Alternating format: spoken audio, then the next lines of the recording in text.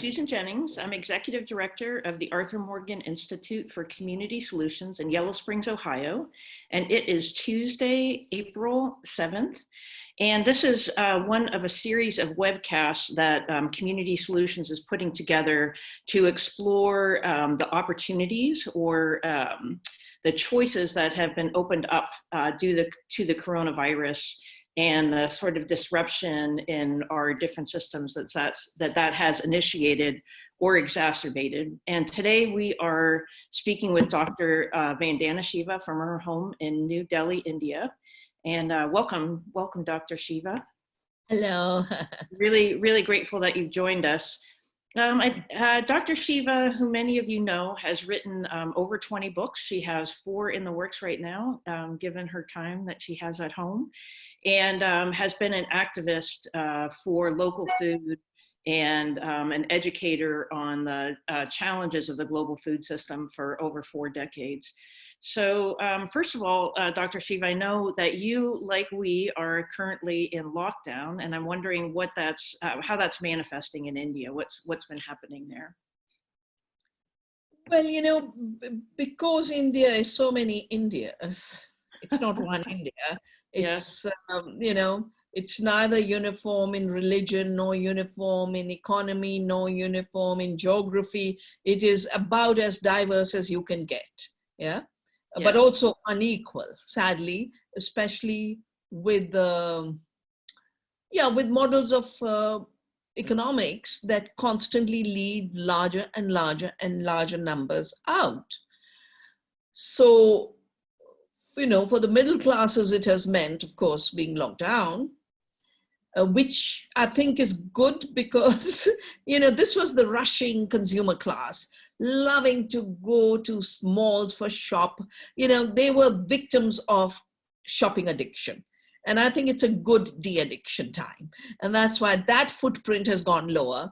And the thing that's happened is animals, wild animals, mammals are, you know, coming back into the towns. You know, we had elephants in my valley bathing in the Ganga.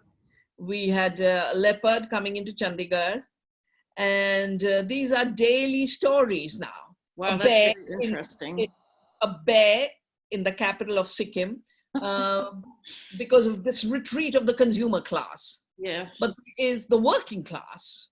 And unlike other parts of the world, the people organized in unions in work are very few. A lot of the people in what is called migrant labor are really dispossessed farmers. Because since globalization, you know, before globalization, we were about 75% farmers. That's been reduced, and the part that's been reduced from the farms has become refugees in the city. And with the lockdown announced at 8 p.m. for application at midnight, these became throwaway people. Literally about 43 million became throwaway people. And so no opportunities to get back to the village. They started to walk. Some walked 800 miles, some walked 200 miles, but then they were held captive. Oh, you're going to spread the coronavirus. And so now they're in detention camps, as good as, you know, they're called quarantine, but these are crowded places where they're having to just live under conditions that are inhuman. So we have that impact. And then the third is we've got a class of India just waiting for the next step of hyper-industrialization, hyper-breakdown of society. I've always disagreed with the term social distancing, because all that's being implemented is a physical distance. Interesting. To have a buffer. That's all it is. And to take physical and turn it into a sociological category is, for me, implementing what I've had to deal with, you know, even in the of the United Nations. I remember every time I said, our communities have rights, and because we have commons, our knowledge is a community right, our water is a community right, our biodiversity is a community right. I've created 150 community seed banks in India. Every time I'd use the word community, the US negotiators would get red in the face, like about this the horrible thing is a community. And because you work on a community organization, I think this is an important issue. Yes. Margaret Thatcher, you remember, when she started the neoliberal philosophy. Yes, yep. The sentence was, there is no society. There are no individuals. So there's been an attempt to kill society and to kill community and to kill social cohesion. And I think we have to have the resilience to say, okay, for not spreading the infection, we will obey the physical distance norms, but we will never internalize this to be a social distancing. We're going to come out stronger community, more solidarity, more compassionate, more together out of this crisis. I love that, and certainly we're seeing that internationally. Or how are you feeling that that is manifesting on an international level, the development of community, or the sort of sense that we are in this together? Well, I think you see that everywhere, even in India. People are going out of their way to make sure the dispossessed, these throwaway people, don't go hungry, because the sentence that keeps coming out is, long before the corona will kill us, we'll be killed by hunger. Because work, well, let's talk about our way of getting bread, you know? In India, we have a beautiful term, Susan. It's rosy roti. Rosy roti, what you do every day for your living is your bread. When that opportunity. What is that again? Rosy Cody? Rosy roti. Rose is every day. Yeah. And everyday work. Yes. Your bread. That work is your bread. And when the work is taken away, your bread is taken away. But what we are seeing is amazing community initiatives for feeding. But this is happening. Also, I see, you know, a lot of old people. Europe is a very aging society. And none of those old people can manage. So young people are getting together and creating voluntary groups to get them their medicine, to get them their groceries. And you are seeing a concerned society emerge out of physical distancing, whose public relations term has been made into social distancing, to think they can tear us apart and they'll never manage. Do you see many people connecting the dots in terms of what's of industrial agriculture and the green revolution with the coronavirus? I know that you wrote recently a beautiful essay about the connection between industrial agriculture. In fact, I'll read a couple sentences from that. You wrote, new diseases are being created because a globalized, industrialized, inefficient food and agricultural model is invading into the ecological habitat of other species and manipulating animals and plants with no respect for their integrity and their health. The illusion of the earth and her beings as raw material to be exploited for profits is creating one world connected through disease. Could you just expand a little bit on that for people who don't know your work that well, just about a little bit about the green revolution and how it's impacted biodiversity in India and around the planet? Yeah. So I'm beginning with the current crisis of the corona epidemic. We know it begins with bats. Yeah. There are different stories of how it got from the bats to us. Yes. We don't have to go there, but we just know this virus was fine on a bat and is not safe for humans. We also know that the agriculture that claims to be producing more food has had to constantly expand its footprint and gone into forest areas. Just look at the Amazon being burnt and cut down, or the forests of Argentina and the savannas of Argentina being destroyed for GMO soya to be traded globally. Or look at the palm oil plantations destroying the rainforests of Indonesia. These invasions are the reason new diseases are emerging and moving from animals in the forest to become human epidemics. We know this is the case with the corona. We know this is the case with Ebola. I know there was a particular case in India where the destruction of the forests of the Western Ghats led to a disease that was called the monkey disease, where ticks that used to be on monkeys moved to humans, and now it started to create hemorrhage. But there's a second level at which this inefficient model of the green revolution because, you know, it claims to produce more yields per acre, Yes, but it it does. doesn't produce more nutrition per acre. Interesting. Yes. It produces next to no nutrition. It produces zero nutrition, because these commodities, on the one hand, are nutritionally empty and toxic, but more importantly, 90% of the corn and soya is going for animal feed and biofuel. It's not feeding people and nourishing people. So it's Yes, not it's a food system. certainly, it's certainly a concern in the U.S. when we think about our industrial food system, which is really focused on corn and soy and exports. I think there's going to be real issues this coming spring, thinking about trade and just imbalances in terms of food supply. So the other thing is, we know so many new diseases are coming from factory farms. Issues like the swine flu, issues like the bird flu, because you put so many animals together, you know, and they're all uniform. That's a perfect place to make disease epidemics. And you have already violated their integrity. Otherwise, why would a mad cow disease have started? You were feeding cows dead cows.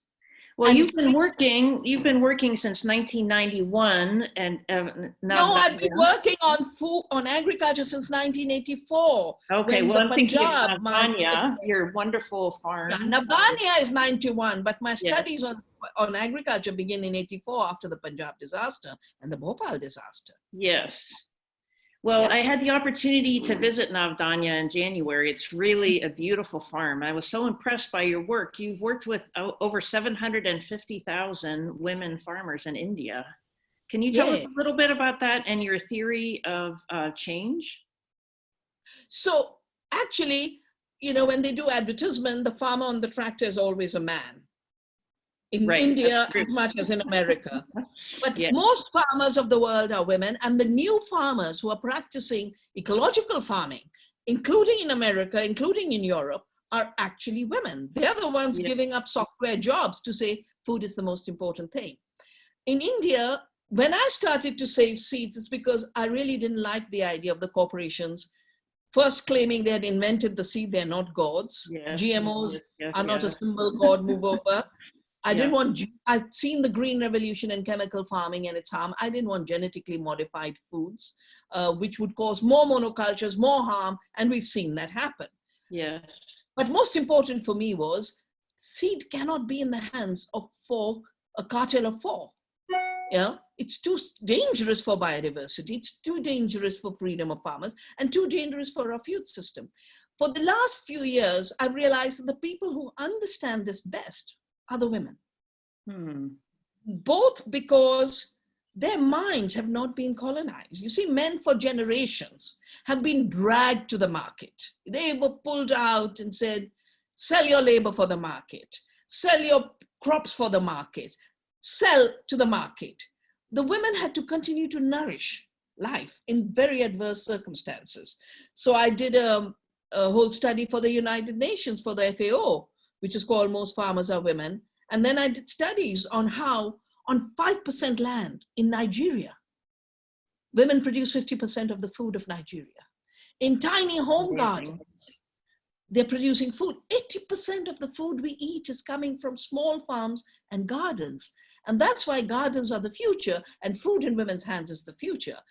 And while this lockdown has happened, we get calls from these women farmers, sometimes with even a quarter acre, 1/8 of an acre. And they're saying, if I didn't have the seeds, and if I hadn't started organic and given up chemicals, and if I hadn't cultivated my garden of hope for nourishment and nutrition for my family, we would be trapped. But now we are free. So for us, seed freedom and food freedom is something the women are understanding. And I'm now realizing that we have to dedicate our energies where people love life, because we built a system over 500 years of colonialism, 300 years of fossil imperialism, and 50 years of globalization, which in effect basically says life must be annihilated for profits. And women understand life matters. And money can disappear.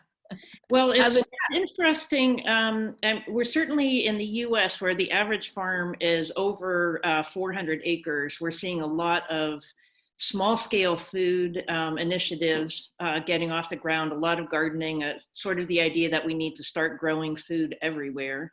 And in India, when I was there, it seemed like people did grow food everywhere on all kinds of sizes of acreage and on roofs and in backyards and in back patios. And the average size of a farm in India is 3 acres, but grows an amazing amount of food. So are farmers still farming now with the lockdown? What's happening in terms of local food supply there in India? well, you know, when they did a lockdown, the government basically made even working on the farm illegal. Mm, And I did a lot of tweeting to say, do you want to destroy the food security yes. of the nation? Do you want to destroy the livelihoods of the farmers? The migrant workers are already in distress, and they did make an exception that farmers could go harvest. But now this is where the battle is. The corporations would like to use this crisis to entrench themselves and destroy India's small farm system Of course, yeah. and shift to junk food, commodities, packaged food, soft drinks, sugary drinks we know contribute to diabetes. Most of the deaths of the young people in India that are taking place because of the corona infection are taking place because of the complications with diabetes. This is called comorbidity. Yeah. Yeah. Yes. So if not, the normal infection of the corona causes 1% deaths, with diabetes, it shoots up 5, 7, 8, 9%. And the base of disease, chronic diseases in our time, is that same industrial food and farming system. That's why we must learn from this crisis to respect the earth, celebrate life, and grow food everywhere on a small scale. And these yes. giant... Well, do you see, I mean, you say that the corporations are using this as they are not just in terms of food, but that there's a lot of money that's being transferred to larger companies. What do you see internationally in terms of food activists really using this as a way to forward the conversation about local food security and relocalization of food systems? Well, I think basically the uniqueness of our moment, that it's really a life and death moment. Yes. This moment means you don't have to be part of an organized system. Okay. To realize the value of having your food. Right. To realize the value of eating well. No, I think it's becoming very obvious to everyone. The crisis is the educator. Yes. And more people are shifting. I saw a news item that after groceries, the biggest shopping is for gardening equipment. Yes. For seeds. Yes. And gardening equipment. Now, I spent the last 30 years through Navdanya creating this consciousness on the value of seed. But the corona has done it at a go, Save your seeds, grow your food, and stop being at war with nature, stop being at war with the earth. Yeah. And let's talk a little bit about that, if you don't mind, just because one of the reasons that I was interested in visiting Navdanya is because we have a farm that we're developing as a center for regenerative practice. And I think regenerative agriculture, I would guess, is very similar to what you call agroecology. And I wondered if you talk a little bit about your path to agroecology and what you're seeing as the possibilities, again, internationally to forward regenerative agriculture. Yeah. So firstly, I come from India, where we don't believe in labels. We believe in plurality. Okay. And so everything has hundreds of names. And for me, good farming with nature, according to the principles of ecology, has 100 names. Okay. One name is organic, which is what, Albert Howard came to India and learned ecological farming from the peasants of India. His book, The Agricultural Testament. Biodynamic farming, permaculture, natural farming. Agroecology is a scientific word. More, I haven't seen ordinary people use that term. I've seen scientific community use that term. But it's just another way of talking about ecological agriculture, which was the way it's been talked about forever. we created the word regenerative. And I'm part of the founding of the movement with Andre Lowe, who was the president of IFOAM, the International Organic Movement, Hans Herren, who was the chair of the International Assessment of Agriculture, Science and Technology, which was called the IPCC, in the Intergovernmental Panel on Climate Change. It was as good as the Intergovernmental Panel on the future of agriculture. And he had shown, he and 400 scientists working over 6 years had shown that green revolution and GMOs cannot be the solution. It has to be ecological agriculture, which also includes indigenous practices. For example, of the First Nations, where they cultivate 3 sisters, they cultivate the corn and the beans and the squash, and they harvest a lot of edibles from the wild.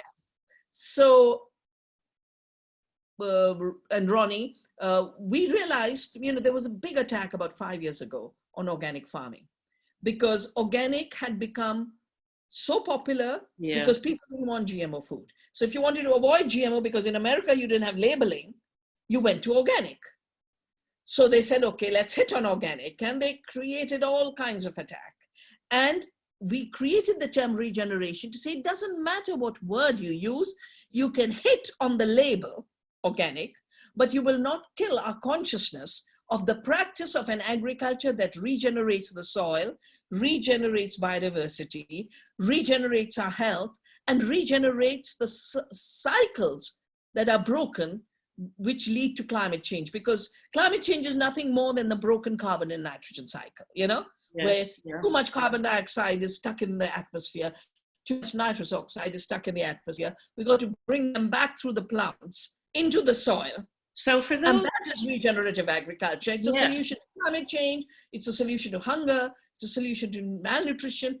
And it's a solution to the human separation from the earth, which is anthropocentrism. Yes. So maybe just for those who are listening, who are not familiar with the connection of industrial agriculture with climate change and the biodiversity loss, maybe you could just give us a brief primer and how regenerative agriculture regenerates those systems. So in 2009 was the climate summit at Copenhagen. And I realized the agriculture discussion was missing. So I did my first version of the book that is called Soil Not Oil, and it's available in North America. And to add up, I added the different parts of the system that contribute to an industrial model. It includes the fertilizers, the fossil fuels, and the farming production. It includes the long distance transport, which is what has collapsed right now with the coronavirus. We call it food miles. It includes the packaging of aluminium and plastic, all of which takes fossil fuels. It includes the waste, because when you cultivate uniformity on a large scale, you destroy a large part of the food. First on the farm, because uniformity is privileged, but then you also have a lot of waste because of long distance transport and best before dates. That's why so much food in Walmart is wasted. And that's why then these new movements to rescue food waste and bring that down. You add all this up, it's about 50% of the greenhouse gas emissions. An industrial food production, distribution, processing system is contributing to 50% of the greenhouse gas emissions. On the other hand, biodiverse ecological agriculture is cutting down these emissions because of the practice. You're not using synthetic fertilizer, so you don't have emissions from the nitrogen. You are not on large scale, so your cultivation system is not fossil fuel intensive. You are not distributing long distance, so your food miles are less, local markets are growing. All of that means you reduce the emissions, but more importantly, you are taking the past emissions that have built up in the atmosphere and will continue to do harm, and through the biodiverse organic farming, working with the plants, you pull that excess greenhouse gas out of the atmosphere where it doesn't belong into the soil through the plants where it does belong. But Thank you. That's a beautiful. But at the same time, to do this, you have to grow biodiversity. So at the farm that you visited at Navdanya, I saved seeds. We grow more than 2,000 crop varieties. On the farm alone, we've saved 4,000 rice varieties, but on the farm we conserve 750 rice varieties, 250 wheat varieties. Now, when you have that kind of diversity growing, your plants are diverse, never disease. Your pollinators and insects are thriving, and you don't have pests. Yes, they are. The chemical industry made us think that insects are pests.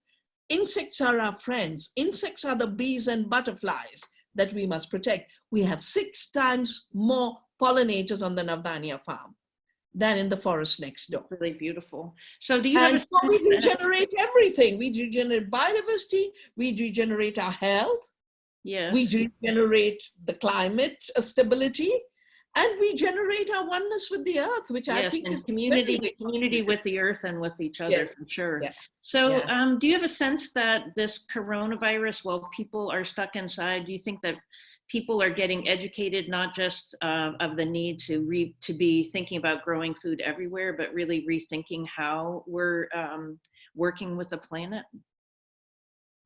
I don't think everyone is. I think there is a part of society that is. You see, I think there's some emergency measures that are necessary. Okay, stay at home is necessary. Social distancing is necessary. But I worry when they make it look like working from home has to be a permanent measure. Yes, yes. So the only way you can work from home is sit in front of your computer. Yes. But we also know constantly working with screens is bad for your health. Yes. We also know addiction to digital is as more serious for our life and our brain, as serious as drug addiction and alcoholism, the same part of the brain that atrophies and dies if you're addicted to drugs or you're addicted to alcohol, dies when you're addicted digitally. And so idea that you'll forever work at home, because who are the billionaires of today, Susan? My new book, the latest book, is Oneness versus the 1%. Yeah, yeah. And you list the billionaires. I list the billionaires because I watched Bill Gates strut around as he was the master of the government heads in Paris. I said, what's going on? Since when did the billionaire get onto the stage and then order around presidents and prime ministers as if they were his little serfs? And I wrote this book to understand how he got so big, you know? And the book is an explanation. But I'm also watching how he wants to get bigger through this crisis. Yeah. He's already supporting $1 billion of satellites in the sky for a total surveillance society. He is already right. I mean, there's certainly a lot of forces at play now. What are your I think this digital dictatorship, this digital, we should use it as an instrument. I think all the technology should be used like we're using it now to talk to. Yes, I agree. And I see that really happening. It should be used within limits of the health, of our integrity, of our full humanity. Yes. Becoming slaves of a particular tool to communicate, in effect, means becoming a slave to the 4 giants who control the digital world. Yes. And that then would be the post-corona slavery, and we need post-corona freedom. Yes, so how do we get there, Dr. Shiva? How do we get to the post-corona freedom? I think first is to recognize and respect emergency measures during an emergency, but realize that democratic and free societies don't have to make permanent emergencies. And I say this with past experience. The Green Revolution was based on chemicals. Chemicals were created for war.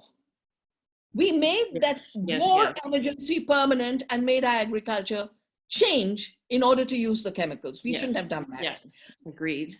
GDP, the word growth, the gross domestic product, was a war emergency to mobilize society's resources to finance armies and fighter jets. It was necessary at that time, but it became a permanent measure about how we should run our economy. And GDP, an emergency measure, has destroyed the planet, destroyed work, and doesn't count women's work, doesn't count circular economies in the community, which is what is the foundation of our true economies. So I would not like 2 measures that are emergency measures for today to become permanently installed as the new social order. The first is physical distancing. It would be very wrong for the powerful to implement it after it's necessary. It's fine now, we'll respect it. But after this, we want intimate gatherings of community. We want people in farmers' markets. We want to create very intimate relationships between growers of food and eaters of food. Yes, we want very intimate communication and earth relationships with the earth community, because there's this fear of the outside. Don't go out, don't go out, don't go out. No, we need to say, now we don't go out, but after, let's breathe fresh air. Yes. Let's watch the butterflies. Yes. Let's get our hands in the dirt. Yes. The second is digital tools used in appropriateness, fine. But this new idea that work from home will be the future order of work means two things. One, that working with the earth is not even in the plan. And second, 90% of humanity that is not in that digital world, that actually works physically, harvesting our crops as farm laborers, as farmers, women who are working away to clean homes, nurses who are keeping people alive, you suddenly say that's not work? We've seen that happen to women, where women's work wasn't counted. We've seen it happen to physical work, where suddenly physical work was turned to zero value because paperwork became big. We shouldn't repeat what the damage done to work with our bodies that was done by paper to be amplified with the digital. Use tools in appropriateness under democratic control, never become slaves. Well, that's a great thought to close on. I really appreciate you joining with us, Dr. Shiva. And I hope the next few weeks go well for you, and I look forward to reading. Did you want to say a little bit about the books that you're working on before we close? One book I have to do is, it began before the crisis, but of course the publishers are very excited because they had wanted me to do a book on what a slow life would look like. You know, how do you de-addict, you know? So it's really basically, they said, you have so much philosophy and you do the practical work, but how can ordinary people get engaged in making the shift? So one is that. The other is, I was asked to do a book on one of my teachers from the Chipko movement, Sundarlal Bahuguna and his wife Bimla Bahuguna. So it'll be a book on the Chipko movement. I don't have to do it till late in the year, but now that I have time, and I am so happy going back in my memory to remember my gratitude to them. I have another request to do a book on ecofeminism in today's context. And a fourth I'm working on is basically on the economy. Yeah. Great. Well, we'll look forward to reading them. And again, we thank you. Thank you very much for joining us. Thank you. Take care. And ask your communities to remember there's a difference between emergencies and emergency measures and life lived in joy, permanence, and community. Okay. Thank you, Dr. Shiva. Take care now. Bye-bye.